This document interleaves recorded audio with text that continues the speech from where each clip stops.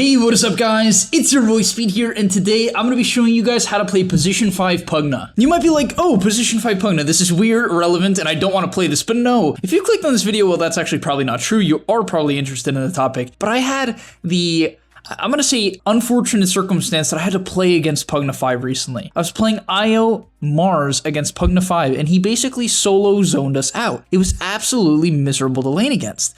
And this hero, honestly, has some of the best base stats in the game.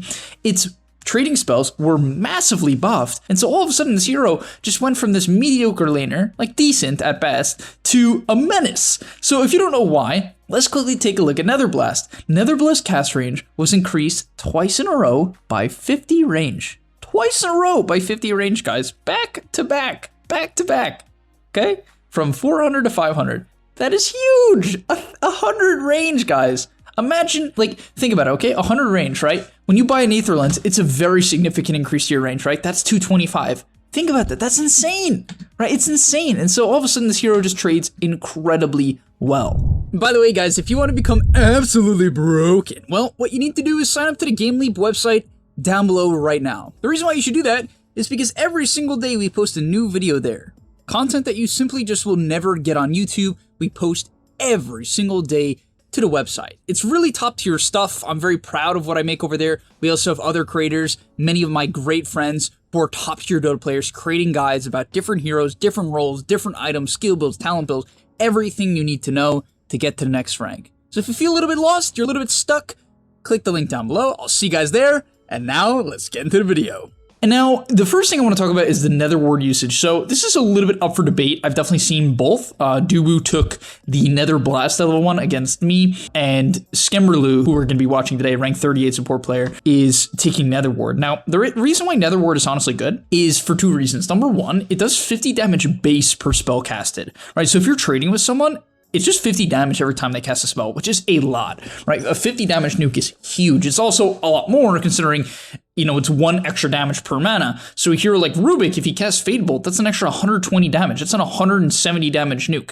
right? Just from casting Fade Bolt, right? Ridiculous. And so you basically can't trade in a Nether Ward. On top of that, what you usually would do to kill off Nether Ward is you would trade, right? So Rubik would trade with Pugna, trade, you'd cast your spells, and you would use your spells essentially offensively to kill off the Nether Ward. But how Nether Ward works now is every single time you cast a spell, it heals the Nether Ward for 25% of its health, right? So basically an auto attack.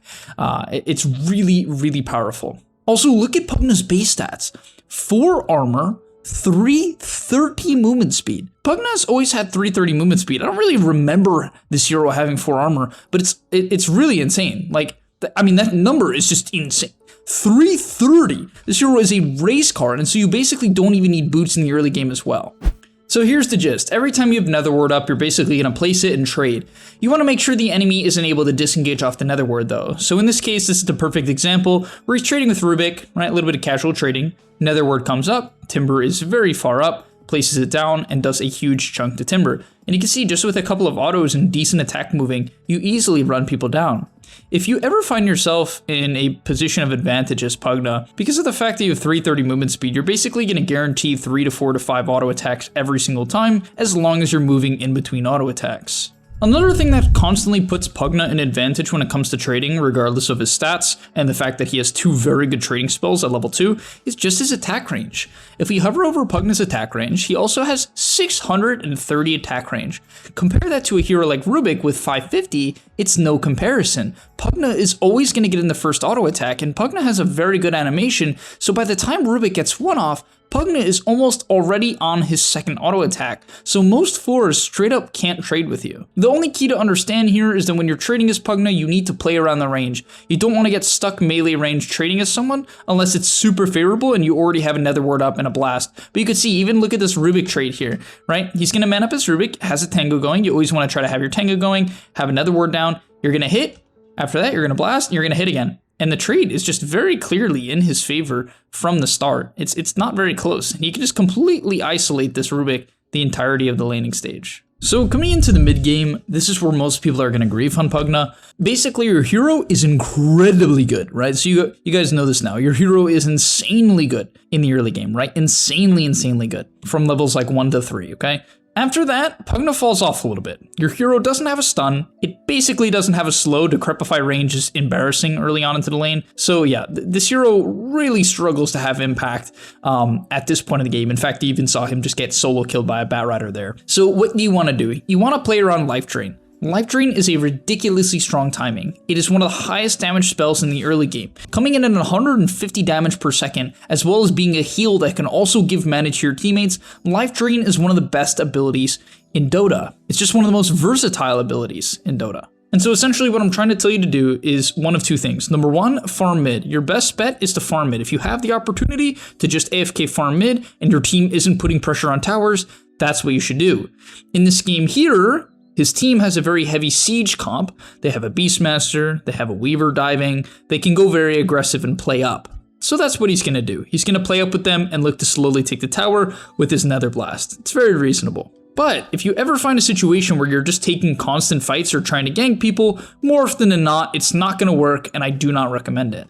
Next up, let's look at a fight where Pugna gets down a good Nether Ward, and that's kind of his impact. So as I mentioned to you guys, the base damage on Nether Ward is 50. So even if someone casts something like Quill Spray, right? So Bristleback casting Quill Spray, or Zeus casting his Q, or a Batrider, a fantastic example, casting his Q, or a Timber casting Chain, all these low cooldown spells, even if they're not that high mana cost, for instance, Sticky Napalm is not a high mana cost at only 20, it doesn't matter. If we look at the Batrider's HP in this team fight, it's just gonna get eviscerated by Nether Ward. Like look, every single time he casts it, about 60 HP, right? Obviously there's a little bit of magic resist, so I don't know the exact damage, but it's about 60 damage there. Cast Firefly, another 60 damage. The Nether Ward has done 200 damage to Batrider before anyone's hit him. Right? He's already taken 200 damage. Now he uses Flame Break, a very heavy mana intensive spell, another 100 damage. Now he's getting hit by Boar. Of course he's playing Batrider, so he casts another spell, right? And another spell. He has taken almost 500 damage without even knowing it from Nether Ward. And so you are a very hard counter to these heroes, and the coolest thing is almost no one knows what's happening. People don't really keep Nether Ward in mind. Pugna's not picked that much, no one really understands the hero. It's kind of like Death Prophet, you know? And so they end up dying in Nether Ward, or dying, and they have no idea why. And it's just because of your stupid E. And by the way, this isn't an AoE, so in team fights, if you literally put down this spell in any decent area, it's gonna usually do about like 1500 to 2k damage per fight, if not more, in the mid to late game. Moving on in terms of items, you always want to go Tranquil Boots 1 and a ton of Clarities. You'll see that he has Clarity shipped out right now. This is a requirement because if you don't go Tranquil Boots, you can never heal your teammates. So the next thing I want to talk about that Skem does really well in these games is he actually baits. So Pugna, if you buy the right items, is and you hit your talents, is very sustainable. I do want to quickly talk about skill builds. So he actually went 2-1-2 into 2-1-4, maxing out the Nether Ward right away. I wouldn't recommend maxing out Nether Ward first unless it's a good game for it. It's a very hard counter to Batrider, very hard counter to Timber. Even Lion and Rubik are very mana intensive heroes, so it's a great game for the Nether Ward max, and that's what he did. However, in your average pub, I do recommend maxing out the Q. Sometimes maxing out Decrep against the right team comp, like all physical damage team comps, can be good, but I think the safest play in pubs is to max Q, run down side lanes, run at mid lane tower, and just siege, slow siege, and bait people to fight into your Nether Ward. It's really powerful. Talking about baiting people into fighting into Nether Ward, right here he's got his Glimmer Cape, he's got 15% magic resist, a magic wand, he's got shovel, he's got a ton of HP, 1300 HP is very high for support at this point in the game, especially with resistances. So as you can see, he knows, like for an average support, this is out of position, but the thing about Pugna is like you're not really trying to like kill people with Life Drain. Maybe you can in your average pub because people just don't buy the right items and they're out of position much harder, but for the most part, at this level, what he sees his value as is just baiting. So now his team can lead off with a roar. They basically can force the enemy team to fight into this Nether Ward. If they want to, right, if they want to help the Timber, they have to fight into the Nether Ward. Now, unfortunately, they don't do enough damage to kill the Timber, but you can see the idea.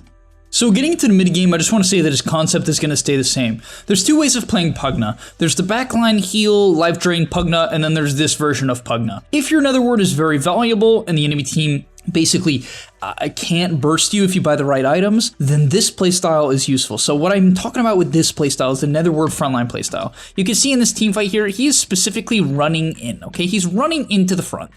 Right? He's running into he could have already decrep life drained this guy if he wanted to. He is more focused on basically baiting out attention, and he would have put down his Nether Ward. It's on cooldown, unfortunately. But he's just kind of focused on getting this Nether Ward up. You can see the Timber is even thinking about going on him because it makes sense, right? If you think about your average Dota player's mentality, even at the highest level, guys, this doesn't change.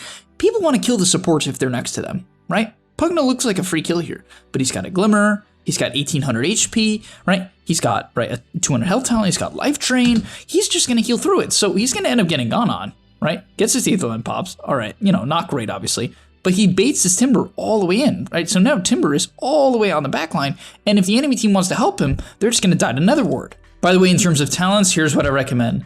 Level 10, I recommend 200 health. He skipped his level 10 talent until level 14. The reason for this is all of your spells are just very valuable. Maxing out Decrep is nice because when you max it out, 6 seconds aligns with 7 seconds of life drain. Very good synergy, but you want to max your first 2 spells, your other 2 spells first in most games, right? Especially in a game like this, Decrepify is not that valuable. It doesn't protect anyone from Bat, Rubik, Lion, Timber. It's mediocre against Spectre considering, Haunt is just such spread damage. So yeah. Now let's talk about the talents. So at level 10, I recommend the 200 health. At level 15, I recommend 3 Nether Ward health. Basically, the only time I'd recommend taking Nether Blast cooldown is if you go the Aether Lens route. The only time you should go the Aether Lens route is if the enemy has no backline jump or limited backline jump and your team lacks siege. Then going the Q max build with the Nether Blast cooldown and an Aether Lens is very good. It's actually very, very good because it gives your team the ability to take towers and siege, so that's nice. But in a game like this where they can get on top of him, he goes defensive items and takes the Nether Ward talents. At level 20, usually I recommend Decrepify Duration. Life Drain Heal, it's okay. It's not bad. 20% is a pretty high number, so if you're never really decrepping people or you think it's just super bad, then yeah, you can take Life Drain Heal. And at level 25, Nether Ward damage per mana is honestly a ridiculous talent. Nether Ward Blast, once again, same thing. If you're the only siege hero, you can take it, but it literally doubles the damage per mana, guys. It doubles the damage per mana. An extra 1.75 damage per mana basically means if someone casts like a 500 damage spell, they take an extra like 400 damage. I'm not going to do the exact math, but it's about like 400, right? Ridiculous amounts of damage for the other talents. So I think even if you go the Nether Blast cooldown at 15, I think Nether Ward damage per mana at 25 is pretty hard to, debate against. And honestly, I'm going to keep it real with you guys. Your value in the mid game when people buy a bunch of nullifiers is literally just to tank the attention. The reality is it's very hard to play against Nullifier as Pugna. If you're interested in answers to Nullifier, the number 1 is Blink Dagger. You can just try to blink away from it. Number 2 is Shadow Blade. It can't be purged. However, if they buy Dust, then it doesn't really do anything. But in pubs, it's honestly quite good. A lot of the time, people don't have slots for Dust or they're too lazy to buy it or even just remember to use it. So Shadow Blade is honestly an answer. It's cheesy, but it works. It works. It's undispellable. So those are usually your 2 best bets. BKB is okay as well. That's pretty expensive though, so it's a backup option. But you can see in this team fight, he gets jumped by Spectre. The only thing you can try to do when you get jumped is decrepify the enemy. So if you get nullified, try not to panic. Try to decrepify the enemy. He kind of messes up here and I think uses it on an illusion. But either way, you want to, when you get gone on, get down your Nether Ward. I honestly don't know why he didn't place it here. I think this is just straight up a mistake. I think you should basically place it right away every single time the fight breaks out, unless the enemy team can easily disengage. But at that point, they were already kind of hard committed.